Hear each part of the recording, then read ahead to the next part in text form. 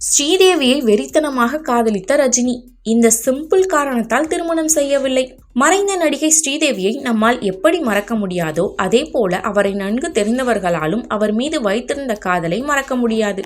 அப்படி ஸ்ரீதேவியை கண்ணா பின்னாவென காதலித்தாராம் நடிகர் ரஜினிகாந்த். இவர்கள் இருவரும் கிட்டத்தட்ட 18 படங்களில் ஜோடி சேர்ந்து நடித்திருப்பதாக கூறப்படுகிறது. ஸ்ரீதேவி குழந்தை நட்சத்திரமாக திரையுலகிற்கு அறிமுகமாக நடிகர் ரஜினிகாந்த் பஸ் கண்டக்டராக இருந்து பின்னர் திரையுலகிற்குள் நுழைந்தார். இவர்கள் இருவரும் சேர்ந்து நடித்த பெரும்பாலான படங்கள் பெரிய ஹிட் அடித்தன. ஸ்ரீதேவியை ரஜினிகாந்த் காதலித்தாலும் ஒரு சிம்பிளான காரணத்தால் இவர்கள் திருமணம் நடைபெறாமல் போனது. அது என்ன காரணம் தெரியுமா? ஸ்ரீதேவி குட்டி பெண்ணாக இருக்கும் போதே குழந்தை கதாபாத்திரங்கள் மூலமாக திரையுலகிற்குள் நுழைந்தவர்.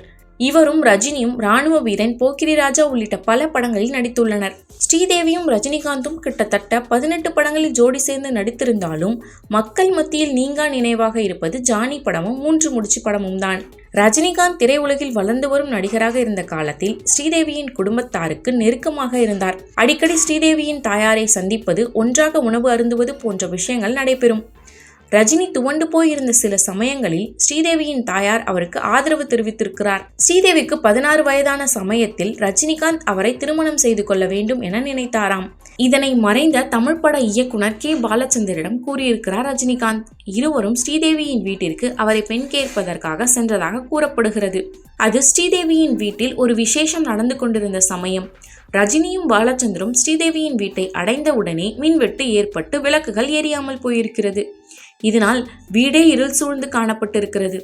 இதை பார்த்தவுடன் ரஜினிக்கு மனம் நெருட, ரஜினி இது போன்ற விஷயங்களில் நம்பிக்கை உடையவர் என்பதால் ஸ்ரீதேவியை அன்று பெண் கேட்கவும் இல்லை. அந்த நாளுக்கு பிறகு அதை பற்றி பேசவும் இல்லையாம். வருடங்கள் உருண்டோடிட தமிழ், இந்தி படங்களில் நடித்து வந்த ஸ்ரீதேவி பெரிய ஸ்டாராக உச்சத்திற்கு சென்றார்.